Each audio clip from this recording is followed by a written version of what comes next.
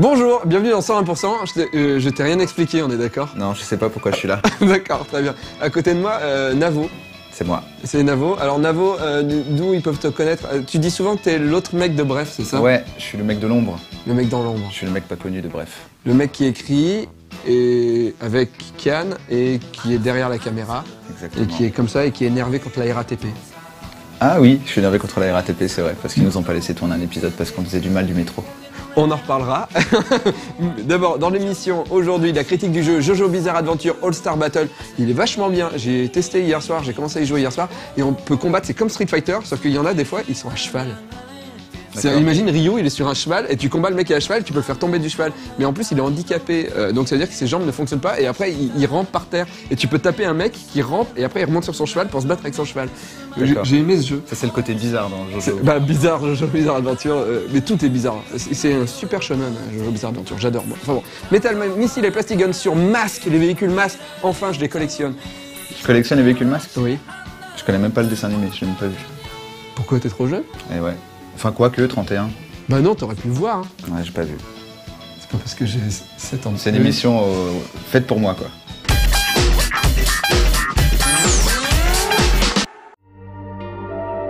Ib & Hob est un jeu sorti sur PS3 en août 2013. Il a été développé pendant de longues années par le studio Sparkweed aux Pays-Bas, aidé par les indés hollandais de Code Glue. En plus d'une direction artistique pastel charmante, son concept qui met l'accent sur la coopération est tout aussi séduisant. En local ou en ligne, il est chaudement recommandé de jouer avec un ami pour diriger un des deux personnages qui se déplacera à l'écran. Celui-ci sera toujours délimité en 2 parties, chacune des 2 étant soumise à une gravité différente. Après sa sortie console l'an dernier, Ib & Hob s'apprête maintenant à sortir sur Windows via Steam le 26 mai prochain. Si le jeu peut se jouer en solo en clavier, en contrôlant les 2 personnages à la fois, il est quand même recommandé de se trouver une bonne âme pour partager les aventures que le titre propose. Un pack duo pour obtenir 2 clés pour le jeu, à prix très avantageux, sera même proposé. En attendant, le développeur néerlandais continue de travailler sur son prochain titre, Chalo Chalo, un jeu de course à 4 joueurs vu de dessus. Dans des environnements générés à la volée, chacun devra instantanément choisir la trajectoire optimale pour s'assurer la victoire. Oui, tirées d'une version alpha du jeu, les images que vous voyez en ce moment sont bien celles de Finding Teddy 2. Comme vous pouvez le constater, les 2 développeurs du studio français Storybird Games ont changé de genre. Sorti sur iOS et Android en 2013, le premier Finding Teddy, auquel nous avons consacré un extra life, était en effet un jeu d'aventure musicale point and tap où l'on dirigeait une jeune fille partie à la recherche de son ours en peluche dans un monde fantastique. Sa suite donc s'inscrit dans le genre Metroidvania, même si ses auteurs revendiquent des influences plus proches de Zelda 2, Wonder Boy 5 ou encore le méconnu et pourtant sublime Shadow of the Beast 2.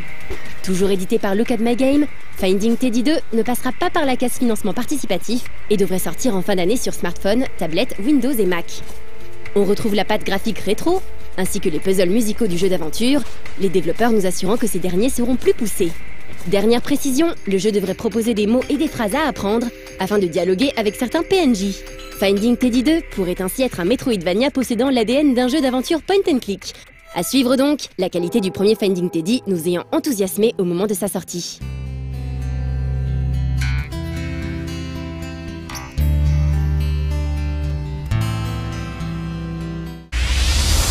Quand on est un héros de fiction ou de jeu vidéo, on est comme tout le monde. On a du mal à accepter la disparition d'êtres chers, beaucoup de mal. Par contre, quand on est un héros de fiction, on a la fâcheuse tendance à faire l'impossible pour essayer de les ramener à la vie. Le héros de The Way n'échappe pas à la règle. Il va même jusqu'à explorer des planètes extraterrestres pleines de dangers et de mystères, sans savoir où il va mettre les pieds. The Way est un jeu développé par le studio indé polonais Playway, dont la campagne de financement a récemment commencé sur Kickstarter. La direction artistique, le gameplay, l'interface semblent être un hommage direct à Flashback et Heart of Darkness, tout en restant dans l'esprit pixelisé d'antan. Il est évident que les images marchent très bien et que l'on veut prendre en main de suite ce titre qui sera orienté survie et exploration, sans oublier une bonne dose d'action et de puzzle. Et apparemment, on ne doit pas être les seuls, vu que le projet semble bien parti pour obtenir son financement assez facilement via la plateforme de financement participatif.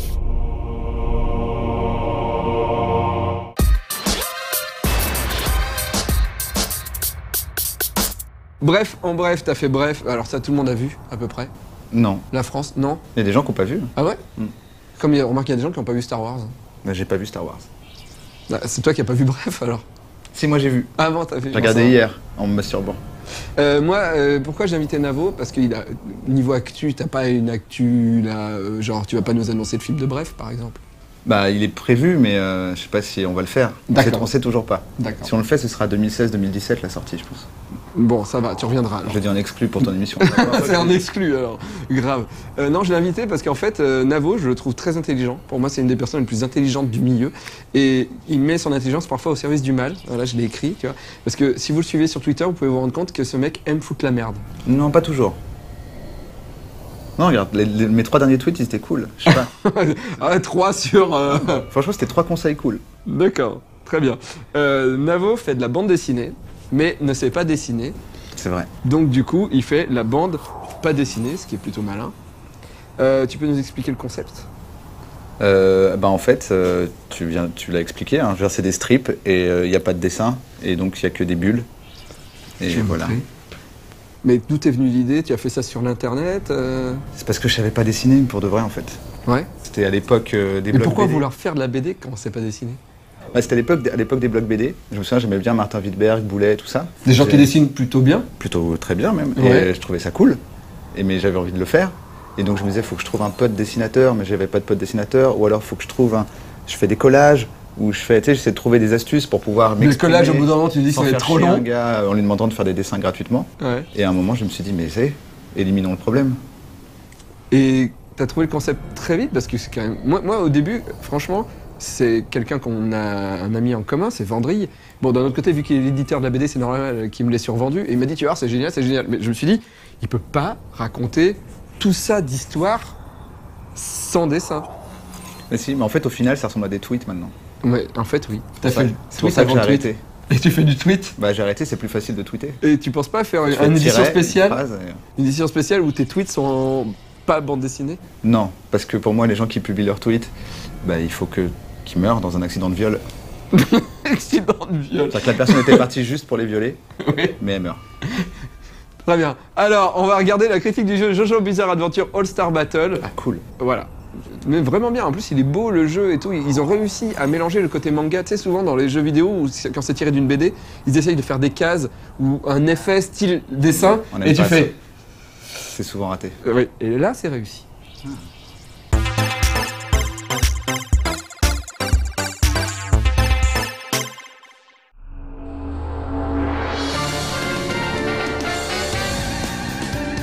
Loin de cartonner chez nous autant qu'un Naruto ou qu'un One Piece, la série des JoJo's Bizarre Adventure d'Araki Hirohiko a pourtant été un monument du shonen avant de passer du côté seinen en 2005. Un monument pas forcément très facile d'accès, parce qu'éminemment excentrique d'une part, mais aussi parce que très fouillé et quasiment impossible à trouver en intégralité en France suite à l'arrêt des publications manga de J'ai lu.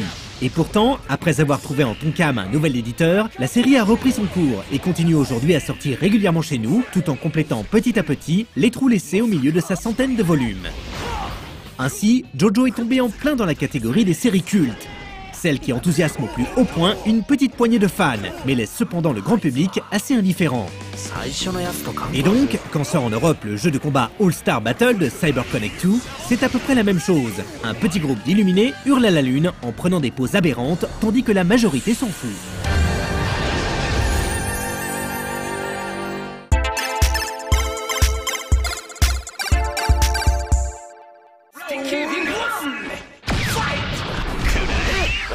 Et on ne lui en veut certainement pas à la majorité, parce que JoJo c'est compliqué. JoJo déjà, c'est plus d'une centaine de tomes divisés en 8 grands arcs narratifs, au fil desquels on voyage de la fin du 19e siècle à l'époque moderne, 2 fois. C'est une aventure immense, qui fait intervenir plusieurs générations de héros, une quantité impressionnante de personnages plus ou moins secondaires, et à peu près chaque continent du globe.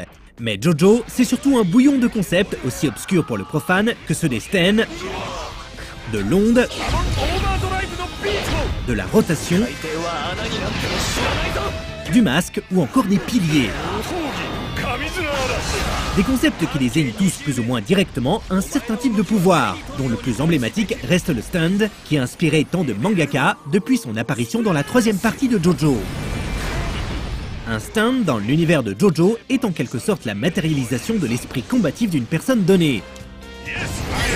Il peut prendre à peu près n'importe quelle forme, qu'elle soit mécanique, humanoïde, animale ou même complètement abstraite, et peut confier à son manieur des pouvoirs aussi variés que la maîtrise de certains éléments, le contrôle du temps, ou encore la possibilité de faire apparaître des fermetures éclairs n'importe où.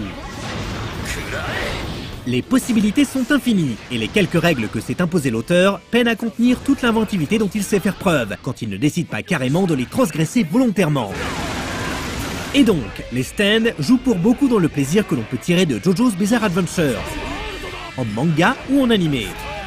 De là à parvenir à faire entrer tout ce foutoir, qui ne constitue donc qu'un des concepts que la série a introduit, dans un jeu de combat équilibré, c'est une autre histoire. Un défi quasiment insurmontable, auquel s'est pourtant attelé CyberConnect 2, que l'on a déjà vu assez efficace dans la retranscription des combats assez fous de Naruto en jeu vidéo. Et comme les jeux adaptés de la série du Ninja Orange, All Star Battle témoigne d'une certaine expertise vis-à-vis du matériau d'origine, si ce n'est même d'un amour profond. Tout dans le jeu transpire JoJo. La réalisation, les poses, les menus, le sound design, la galerie conséquente de personnages, qu'ils soient jouables ou de simples guest stars. C'est assez impressionnant, et ça fait de All Star Battle un coup critique garanti sur n'importe quel fan de la série. Et ce, malgré les quelques modifications de nom lors de la localisation occidentale, pour raison de droit. Mais justement, ce respect indéniable de l'œuvre d'origine, tout plaisant soit-il, pose d'autant plus la question de la viabilité d'un jeu de combat compilant les 8 parties de JoJo dans toute leur variété et leur folie.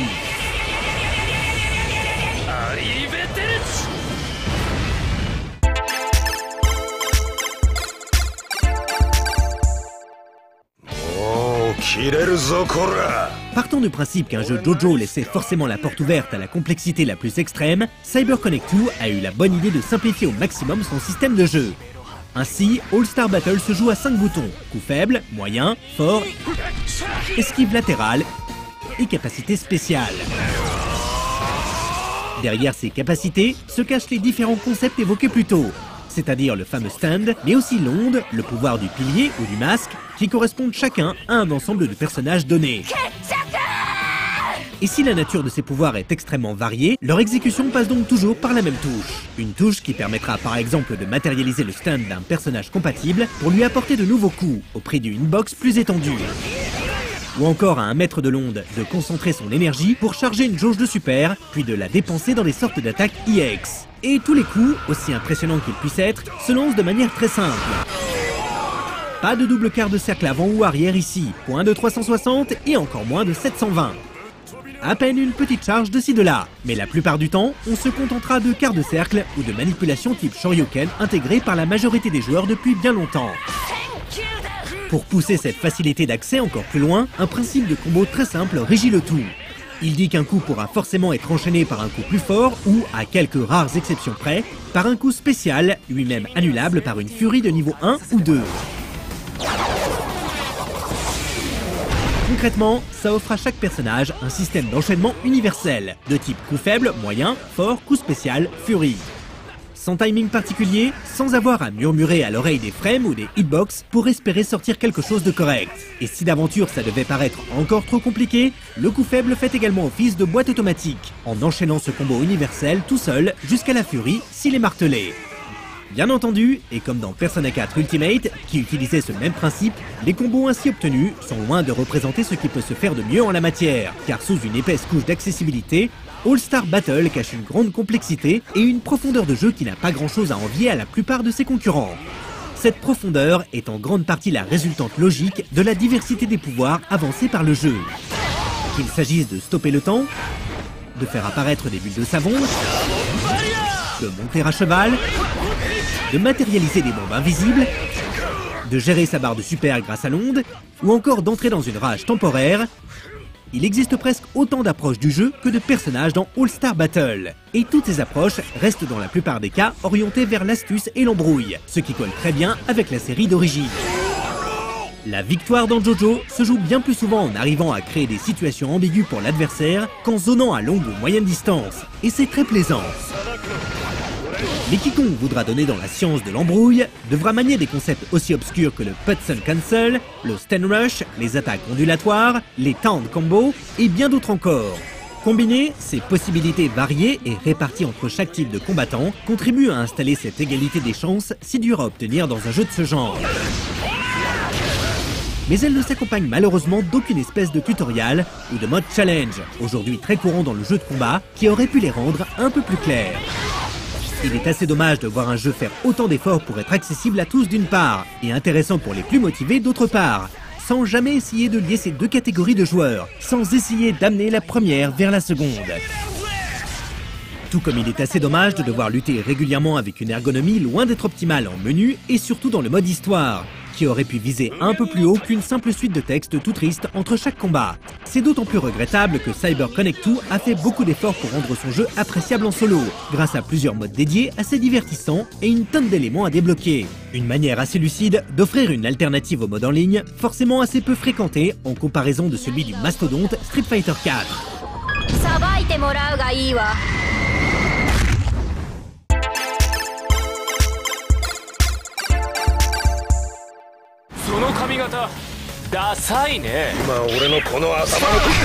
L'adaptation en jeu de combat de grandes séries du manga est un exercice compliqué, et la triste cohorte des Dragon Ball Z récents en apporte encore la preuve à peu près chaque année. Mais en respectant énormément l'œuvre d'origine, en se voulant accessible à tous, tout en proposant une vraie profondeur de jeu aux habitués de la baston, All Star Battle s'en sort admirablement. Comble de la pertinence, une personne réunissant les caractéristiques de fan de la série et d'amateurs de jeux de combat constatera avec plaisir que le jeu pousse à jouer chaque personnage d'une manière très semblable à son comportement dans le manga. En de telles circonstances, les petits couacs assez gênants que constitue l'ergonomie aléatoire ou la présence de personnages en DLC pourront être rapidement oubliés, pour finalement faire d'All Star Battle un jeu qui, à défaut de réaliser un perfect, frappe extrêmement juste.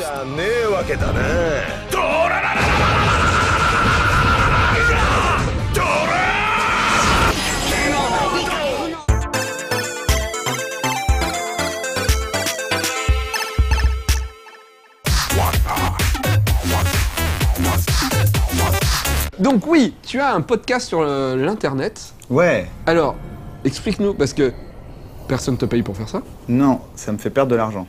Très bien. Parce que c'est la bande passante qui te fait perdre de l'argent. C'est l'abonnement au site sur lequel je l'upload, le matériel que j'ai acheté, le fait que je défraie les gens quand ils viennent d'ailleurs.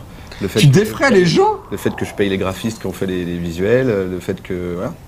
Donc ça me coûte de l'argent. Oh, Mais je m'en fous, je suis blindé. Non, mais Ah oui, bon, non, faut pas dire ça, parce que là, je commençais à encore plus t'aimer. Je me disais, putain, c'est trop la classe. Non, c'est parce que je suis blindé. D'accord, très bien. Explique, t'as envie de faire de la radio ? Ouais. Tu vas pas voir des gens à la radio ? J'ai envie de faire un podcast, en fait. J'ai pas envie de faire de la radio. J'ai envie de faire un truc sur Internet qui va durer le temps qu'il faut que ça dure. Si à un moment, t'as envie d'aller faire caca et que c'est marrant de le laisser, eh ben, on saura que t'es allé faire caca. Que si ça dure 5 heures, eh ben, ça dure 5 heures. Tu veux dire que Europe 1, ils voulaient pas ça ? Je sais pas, je l'aurais pas demandé. D'accord. Mais je pense qu'ils veulent pas trop. Tu mets pas de musique ? Ils font des trucs cool à la radio qui ressemblent un peu à ce qu'on peut trouver en podcast, mais c'est pas le même esprit, c'est pas la même liberté de ton et de. Parce que toi, tu mets pas de zik, c'est vraiment un moment de vie avec des gens, c'est une conversation. Exactement. Et le concept, l'invité de mon invité et mon invité. Ouais, c'est une des émissions qui s'appelle Les invités de mon invité sont mes invités. Et j'invite quelqu'un qui invite 3 autres personnes. Et tu sais qui c'est, toi, ou pas ? Oui, oui. Il me prévient avant, on se met un peu d'accord, mais de toute façon, l'idée, c'est d'avoir une conversation un peu libre. Donc, il n'y a pas vraiment de conducteur, il n'y a pas de... C'est juste, on discute et on rigole bien. Mais toi, tu prépares quand même un truc parce que rien du tout. Ah bon ? Ah non, moi, je prépare rien. C'est-à-dire que si demain, je t'invite, et ça me ferait plaisir d'ailleurs que tu viennes, et que tu invites 3 personnes que je connais pas, je vais même prendre un malin plaisir à pas trop regarder ce qu'ils font pour les découvrir sur le moment. Et... Puisque de toute façon, c'est toi qui vas driver. Parce que moi, je vais te dire, alors, Davy, pourquoi ces 3 personnes ? Ah mais c'est... En fait, tu travailles pas. Ah T'invites des gens chez toi, tu les défrais pour venir, c'est un peu bizarre. Genre, Exactement. j'ai vraiment pas d'amis, s'il te plaît, viens à la maison, j'ai payé des graphistes, j'ai fait un logo. T'as vu, c'est le nom de ma soirée. Voilà, exactement. Ok, bon, bah, c'est comme quand tu payes des invites pour inviter les gens, finalement. Mais en fait, c'est comme quand tu fais un dîner, tu payes la bouffe en général quand t'invites tes copains. Ouais. Et ben voilà, je paye la bouffe et on discute. Et t'as même acheté le matériel radio pour pouvoir faire ça et tout ? Parce que sans matériel radio, on n'entendait rien. J'en ai fait un une fois un soir, chez moi on a parlé et tout, et le lendemain, rien. Personne n'avait rien dit, il n'y avait pas de commentaires. D'accord. Et donc tu payes, comment tu fais, parce que ça s'appelle Radio Navo ? Ouais. C'est ça ? C'est sur... putain, tu peux le trouver sur SoundCloud, mais c'est en podcast, donc tu tapes Radio Navo dans iTunes ou sur Google normalement. Il va te dire, voulez-vous dire Radio Nova ? Ouais. Tu lui dis non. Et tu m'as dit, tout à l'heure, moi je te disais, pourquoi tu filmes pas ? Parce que c'est de la radio. Allez, tout de Ce suite mec, on passe. Le mec est vraiment trop intelligent. Ouais, tu peux te balancer, ouais, maintenant, méthane, missile et plastic gun. C'est ça ? les véhicules. Métal, missile et plastic gun sur les véhicules masques. Ça veut dire quoi masque? M-A-S-K? Toi qui collectionnes les figurines? Je sais pas en fait, je crois que c'est un truc genre équipe, machin, d'intervention, mais non, le K ça veut rien dire, je ne sais pas. Waouh!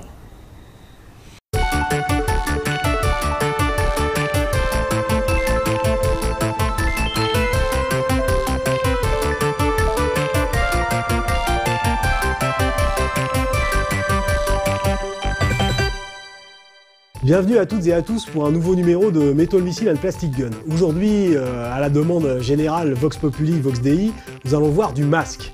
Ah, je sens une onde de satisfaction vous parcourir des pieds à la tête. Le logo bien connu de masque, donc masque est un acronyme qui, enfin personnellement j'en connais deux traductions, alors je ne sais pas, je crois que l'officielle et la bonne c'est Mobile Armored Strike Command. Voici Thunderhawk. Voilà une Chevrolet Camaro rouge. Alors je tiens aussi à préciser le détail qui tue, mais si vous regardez sur les pneus, il y a écrit Goodyear, c'est-à-dire que votre jouet possède d'authentiques pneus Goodyear. Je répète, votre jouet possède d'authentiques pneus Goodyear. Voilà. Masque est une série qui est vraiment extraordinaire, mais que là Kenner ait pris la peine d'aller solliciter Goodyear et de leur demander l'autorisation de faire des pneus de jouets Goodyear, bah c'est extraordinaire. Voilà, j'allais dire il n'y a rien à dire, mais si, il y a encore beaucoup de choses à dire. Donc voici notre ami Matt Traker, donc multimillionnaire et philanthrope qui sent que le monde le sage est à ses heures perdues et le leader de masque évidemment. Donc nous le voyons ici dans son uniforme et avec son masque qui s'appelle Spectrum, qui est un masque qui a plusieurs possibilités. Donc il peut projeter des rayons d'énergie sur l'ennemi, bien sûr, tant pis pour lui. Il permet aussi à Matt Traker un vol limité, genre chute libre. Et puis je crois aussi qu'il lance des attaques soniques pour rendre fou l'adversaire et lui crever les tympans. Et dernière chose, il lui permet aussi de regarder les choses sous les différents spectres lumineux. Donc il peut détecter les infrarouges et toute autre trace du spectre lumineux. Donc voilà le masque Spectrum dont vous pouvez revêtir le personnage Matt Traker, donc c'est génial. L'échelle est respectée, donc vous allez voir à quel point d'ailleurs. Donc voici Thunderhawk, sa voiture, qui est formidable. Donc en appuyant sur ce premier bouton, nous avons ici une ouverture en aile de mouette qui est d'autant plus nécessaire et justifiée qu'ici c'est ce qui permet au véhicule de voler dans le dessin animé. Donc dans le dessin animé, bien sûr, l'envergure est beaucoup plus longue. Ici, les ailes ne s'allongent que de quelques centimètres, mais quand même ça donne bien. En appuyant sur ce bouton, vous faites monter le spoiler. Et vous faites aussi monter le pare-choc arrière qui révèle l'appartenance du véhicule, c'est-à-dire le sigle de masque. Autre détail qui tue, le volant. Bon bah le volant tourne. Et puis, comme je ne sais pas si vous pouvez le constater, mais il y a des ceintures de sécurité à l'intérieur du véhicule. Parce que tant qu'à être les héros d'une série, il faut être ce que les Américains appellent un role model, c'est-à-dire quelqu'un qui donne l'exemple. Et donc, voilà, Matt Traker et les autres membres de Masque ne sauvent jamais le monde sans mettre leur ceinture de sécurité. Donc, à bon entendeur, salut, je vous invite à imiter vos héros et à mettre votre ceinture de sécurité. Donc, le personnage est suffisamment articulé pour bien occuper l'espace du cockpit. Et là aussi, souci du détail, les bras, bien que non articulés, peuvent se soulever. Vous pouvez les mettre à bonne distance pour que, un minimum, il ait les mains sur le volant. Et puis bon, bien sûr, il faut rajouter la touche finale, c'est que pendant qu'il survole l'ennemi, il en profite pour lui balancer quelques petites amabilités explosives, des bombes. Voilà, ça leur remettra les idées en place aux gars de Venom, hein, ils l'ont bien mérité. Ensuite, vous repliez le tout, hop, on plie les ailes, on plie le spoiler, le pare-choc revient à sa place, et on se retrouve avec Thunderhawk. Là aussi, quelque chose que personnellement je trouve vraiment extrêmement appréciable, c'est la roue libre. Vous voyez, aucun effort, et pour un principe simple, hein, je veux dire deux axes et des roues au bout, et ben le véhicule roule super bien, c'est vraiment génial. Nous allons faire au passage un petit close-up sur son fils adoptif, Scott Traker. Donc voilà, l'histoire n'en dit pas plus, je crois savoir que c'est son fils adoptif et que c'est un petit génie donc en mécanique puisqu'il a tout de même créé son compagnon T-Bob. Ici aussi, bon, bah, ils ont pensé à ça, la tête tourne et ses yeux changent d'axe, c'est pas mal. Nous le voyons ici dans sa position debout. Et donc la caractéristique principale de T-Bob, c'est que Scott l'a créé pour qu'il puisse être son scooter. Vous étendez les jambes de T-Bob qui sont déjà des roues, un genre de tricycle. Les bras s'étendent aussi pour figurer les poignets comme dans le dessin animé. Vous avez des picots à l'arrière sur le moyeu arrière. Et évidemment, Scott a des trous dans les pieds, donc vous pouvez fixer tout ça. Voici ce que ça donne. Et pareil, hein, une roue libre, vraiment très libre. C'est sympa. Donc voici pour la famille Trekker proprement dite. Maintenant, nous allons voir d'autres membres de Mask.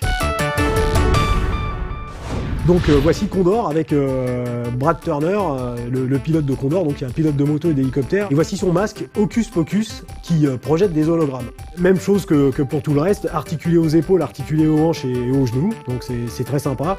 Une caractéristique de Condor, c'est que c'est une moto, mais elle se présente un peu comme un scooter, c'est-à-dire que les jambes du personnage vont à l'intérieur du véhicule. Ici, ce n'est pas très visible, mais souci du détail de Kenner, vous avez un petit autocollant qui figure un écran radar et les commandes de Condor, donc c'est vraiment très très bien. Donc une moto, là aussi une roue libre dans la mesure où bien sûr les deux roues sont sur le même axe, donc à moins d'en rajouter 4, vous ne pouvez pas la faire rouler très longtemps, mais ce n'est pas très important. Le plus important, c'est ça, un petit système à ressort qui fait, vous montez le cadre ici. Ça fait sortir les patins qui sont assortis de mitrailleuses, parce que ça peut toujours servir pour faire des trous dans la tronche de l'adversaire. Ensuite, vous sortez la pale de queue, et puis les pales elles-mêmes de l'hélico, pales qui sont libres. Et vous avez ainsi Condor prêt à poursuivre l'ennemi en airborne et à lui envoyer différentes munitions. Au passage, un petit détail aussi, c'est que lorsque vous rehaussez le cadre ou que vous l'abaissez, Condor n'a pas de phare, mais il y a un canon qui est fait dedans. Et quand vous abaissez le cadre pour revenir à la version moto, hop, le canon se réescamote. Et quand vous faites le contraire, il se redresse. Donc déjà, ça voilà, pour un jouet de cette taille, il y a effort, il y a ingéniosité, et je vous prie de croire que pour Mask, ça va continuer. Voilà, pour aujourd'hui, nous avons vu une petite partie de cette série fleuve qu'est Mask. Bon, pour ceux qui ne connaissaient pas, vous avez pu constater que techniquement, c'est vraiment très très intéressant. Donc voilà 3 véhicules, mais je peux vous assurer qu'il y en a de nombreux autres derrière. Et vous verrez que la technicité déployée par Kenner nous démontre une fois de plus que les jouets sont quelque chose de beaucoup trop sérieux pour être confiés aux enfants.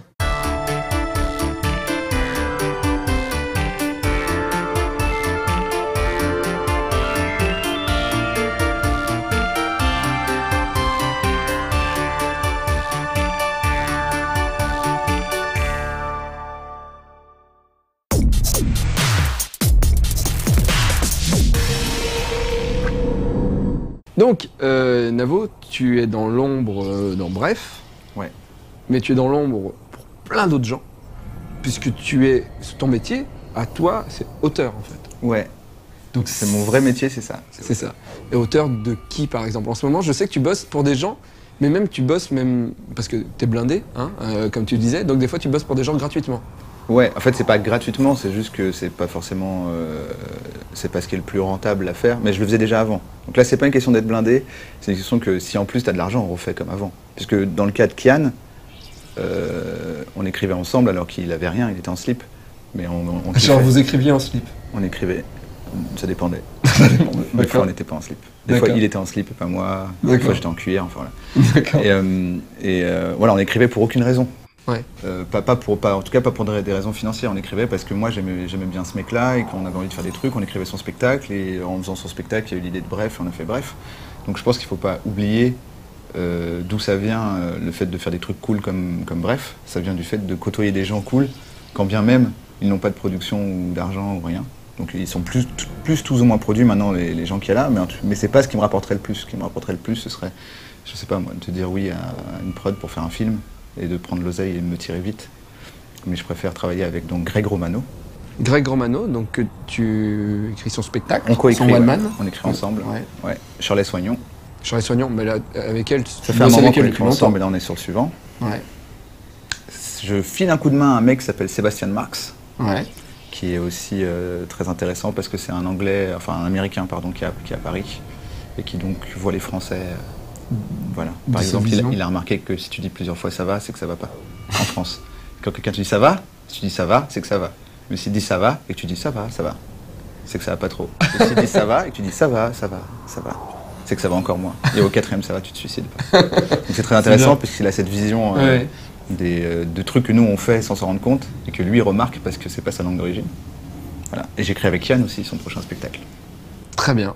Et alors, des conseils de gens à aller voir, vu que toi tu... Mais alors moi je vous conseille Greg Romano, Charles Soignon, Sébastien Marx, c'est vraiment pas mal, et Kian Kojandi, ça faut pas hésiter une seule seconde. Mais lui, il est bientôt... Il quand sur scène son nouveau spectacle?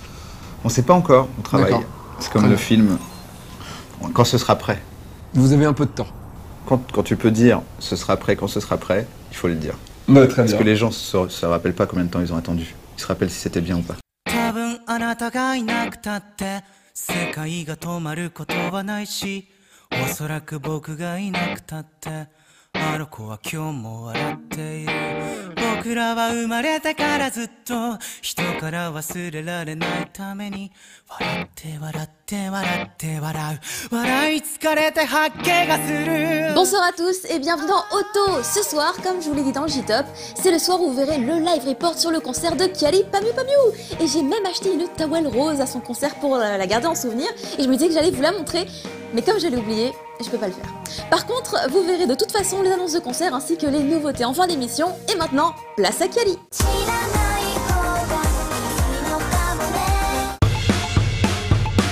Cette année, l'extravagante et pétillante Kyary Pamyu Pamyu était de retour en France pour un concert au Bataclan le 25 avril dernier.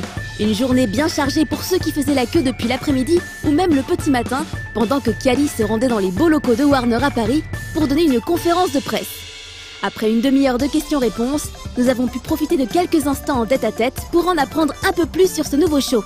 今回は日本からセットを持ち込んできているのでより PV の世界観に近いライブが表現できるかなと思って楽しみにしています Avoir un véritable décor sur la scène fait clairement toute la différence. En plus de retrouver ces 4 danseurs comme l'année dernière, les fans pouvaient se prendre en photo avec Pamyuline, la mascotte de Kyary qui accueillait les visiteurs à l'entrée du Bataclan. Voilà qui laissera de beaux souvenirs à certains, mais ce n'était que le début.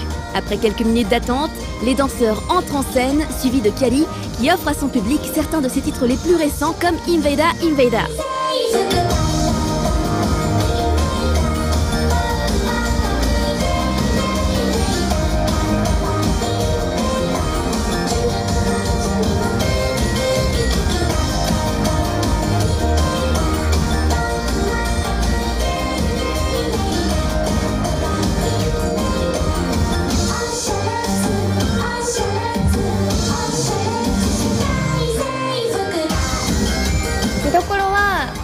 前回のワールドツアーと違って今回は現地の言葉で MC をしていてでもフランス語ってすっごい難しいのでできるかなと思ってちょっと心配してますクっていう発音が独特すぎて頑張りたいなと思います多分できないですそしたら英語で喋りますフランス語ではキャリーですねキャリーじゃなくてキャリーそうなんですかそれは初めてして何ですかキャリー難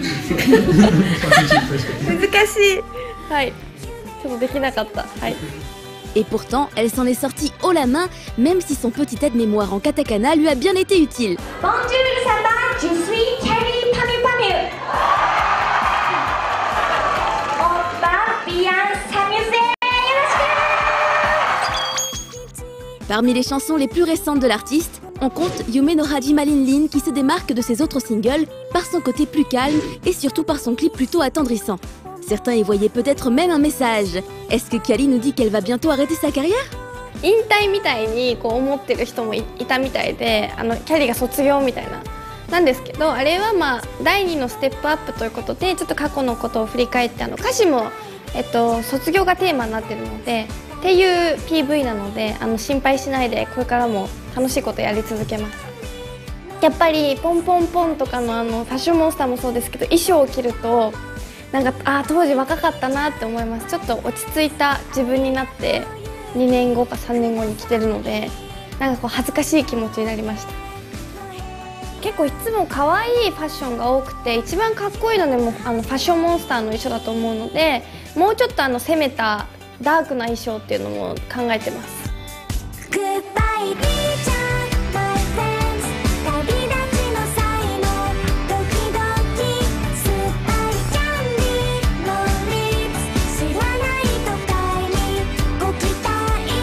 Son titre le plus récent est Family Party.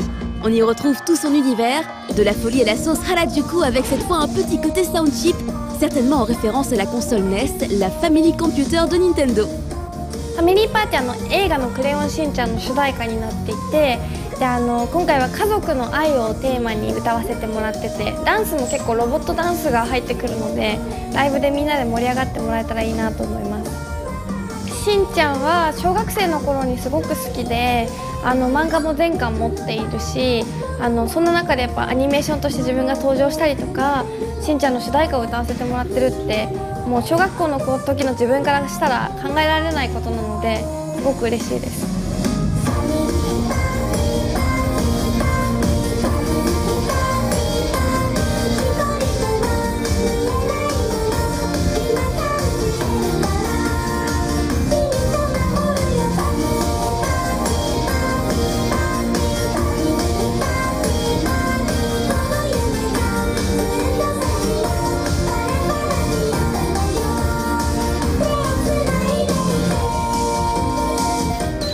Derrière chacune de ces chansons, il y a Nakata Yasutaka qui fait partie du duo Capsule et qui compose également pour Perfume.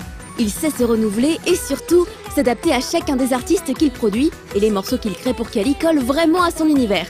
基本的には作詞作曲が中田泰孝さんなので、今日はこういう歌を歌うよって言ってタイトルまでついたのを渡されるんですけど、結構ご飯とかをよく食べることが多くて一緒に、そういう時とかになんか次のアイディアとかが生み出すことが多いっていうふうに聞きました。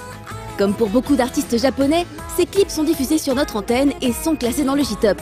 Candy Candy a atteint la première place et les autres se sont pour l'instant tous payés le luxe d'entrer dans le top 5 de notre classement. Mais pour Kali, ce n'est pas suffisant. もう1位を目指して頑張りたいと思います。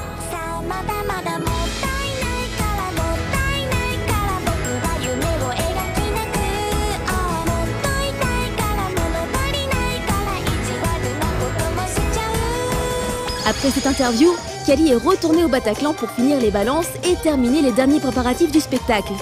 Un emploi du temps bien chargé et une tournée mondiale déjà bien entamée qui auront sûrement épuisé notre jeune artiste. Malgré tout, elle était bien présente sur scène et s'est donnée au mieux pour son public, sachant qu'elle repartait dès le lendemain pour sa prochaine destination. La setlist du concert avait de quoi ravir une bonne partie de son audience, même si certains, dont je fais partie, ont regretté de ne pas avoir eu droit à Kimi ni 100%. Les intermèdes étaient bien gérés par l'apparition d'un lapin bleu ou par des vidéos de l'émission Television. Bref, aucun temps mort dans ce concert qui a même bénéficié de 2 chansons pour le rappel.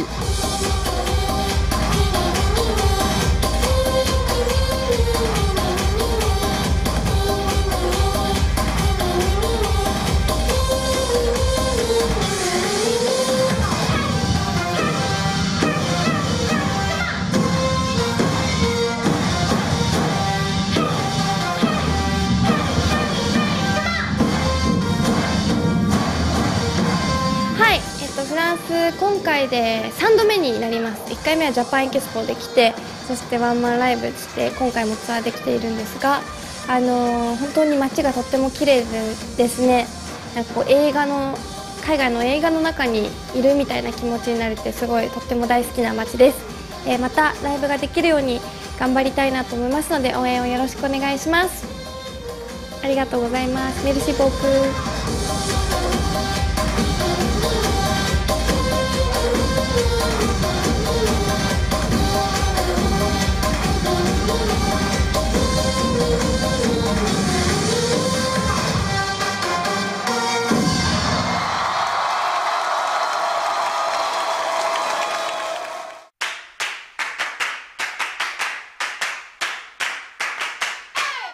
On commence les concerts avec ceux d'Upley Spice. J'espère que vous avez passé un bon moment à regarder la petite soirée qui leur était consacrée samedi dernier.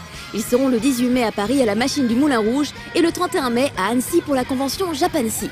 Le grand Yoshiki est de retour en France. Il vous montrera une fois de plus tout son talent au piano et si on est chanceux, pour le 26 mai, on aura peut-être quelques guests de qualité. Ça sera au Trianon de Paris. Le groupe Gilgamesh fera une tournée européenne en juin. Bien sûr, ils n'oublient pas leurs fans français et donneront 2 concerts chez nous. Le 1er juin à Paris au Divan du Monde et le 3 à Lyon au Ninkasi-Kao. Quelques jours après, ça sera au tour de Loka de prendre la relève. Ils seront le 20 juin à Roubaix et le 26 à Besançon, sans oublier leur concert à Japan Expo en juillet. On finit avec les invités d'honneur de Japan Expo, justement, les Berries Kobo et les Cute. Elles donneront un concert unique le 3 juillet au soir au parc des expositions de Villepinte. Oh my god. Ça y est, c'est la fin de l'émission, il est temps maintenant de parler des nouveautés qui entreront en rotation sur nos lives juste après le J-Tap samedi soir. Cette semaine, vous aurez un nouveau duo. Il s'agit de Bittersweet, dans lequel on retrouve la jeune Tasaki Asaki. Avec Hasegawa Moemi, elles forment les Bittersweet et voici leur clip du même nom. Si vous aimez les idoles, vous allez être servi avec le nouveau clip des Up Up Girls Kakokari, un titre plutôt électro avec des écrans cathodiques tout autour d'elles, dans Kakokari wa Kaesuze Be Your Soul. Et on continue avec les Smiley, dont vous avez déjà vu le clip Mystery Night dans le dernier Ami Ami Idol en date. Oui, elles aussi passent à l'étape sexy de leur carrière. Et là aussi, ça se la joue sexy avec des barésilles, ce sont les Puffy. Habillées super classe avec un maquillage aguicheur, rien n'y fait, on reste dans une ambiance pop-rock légère telle qu'on la connaît avec Puffy. Fukuhara Miho a commencé sa carrière chez Sony en 2008. En 2010, elle sortait son 8e single Mirai qui vous montrera sans aucun doute qu'elle a un sacré talent et une très belle voix. Yoon Sang-hyun n'est pas en reste, ce coréen aussi sait pousser la chansonnette et même qu'il est plutôt bon en ballade. Vous pourrez vous faire une idée en l'écoutant dans Chikai. Vous aviez vu un extrait du clip de Shid dans le Japanimotion de la semaine dernière. Maintenant, vous allez pouvoir regarder Hug en entier, bien que vous devrez quand même attendre jusqu'à samedi. On reste dans les clips vus dans cette belle émission. Certains d'entre vous vont faire la fête, car oui, nous accueillons notre premier clip de Bump of Chicken. Et comme on est dans l'actu, il s'agit de leur dernier clip en date, Ray. Pour Yusuke, ce n'est pas une première, mais nous avons tout de même le plaisir de bientôt diffuser son clip Yellow Bus, tiré de son dernier album en date. Pour tout ça, merci Japanimotion. Et enfin, il y aura Bukiyo de Lavenda. Oui, on reçoit enfin un clip du groupe de Tanaka Leina, ancienne Morning Musume pour ceux qui n'auraient pas suivi dans Ami Ami Idol. Cela fait maintenant 1 an qu'elle est partie du Hello Project et qu'elle s'est lancée dans cette nouvelle aventure. Et elle disait vouloir faire du rock, ça y ressemble plutôt bien et le clip est vraiment classe. Je vous laisse le regarder. D'ici la semaine prochaine, pensez à bien voter pour les J-Tap. Je fais des gros bisous. Bye bye.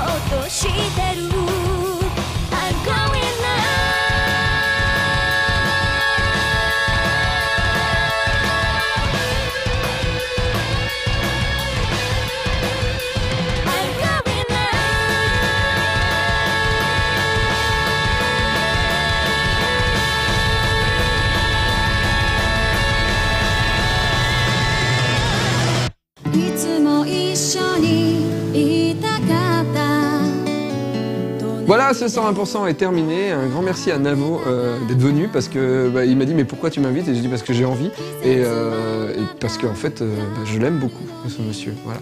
Oh. Et oui, c'est.